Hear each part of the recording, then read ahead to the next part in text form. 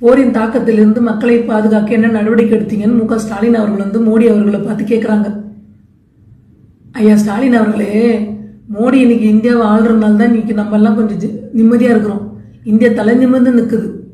அதாவது மோடி அவர்கள் கொரோனா காலத்தில் எப்படி நம்ம கொரோனாவை சமாளிக்கிறதுக்கு ஒத்துமையாக இருந்தோமோ அதே மாதிரி இந்த எரிபொருள் தட்டுப்பாடை சமாளிக்கிறதுக்கு ஒத்துமையாக இருக்கணுன்றார்.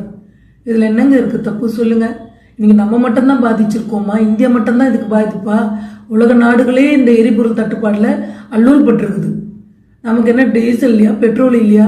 நமக்கோசரம் ஈரான் துறைமுகத்தை திறந்து கொடுத்தாங்க. உண்மையா இல்லையா?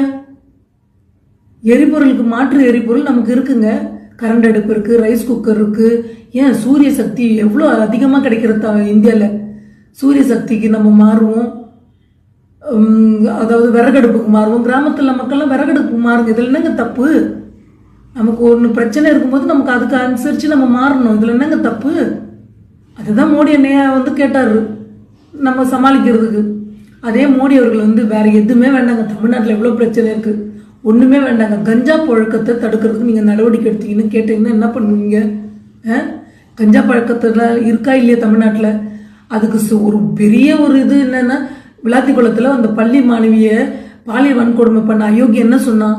நான் கஞ்சா உட்கொண்ட அப்புறம் தான் நான் இந்த மாதிரி தப்பு பண்ணேன்னு சொன்னானா இல்லையா அந்த அயோக்கியன்?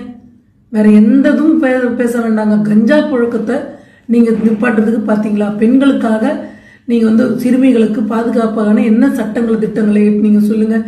உங்கள் இரும்பு கரம் கொண்டு அடக்குனீங்களா?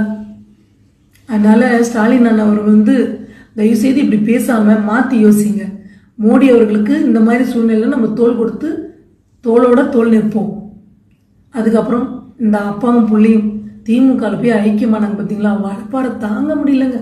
இதில் புள்ள ரவீந்திரநாத் சொல்கிறார், சூரியனின் உக்ரம் தாங்காமல் எல்லாம் கருகி போயிடுமா.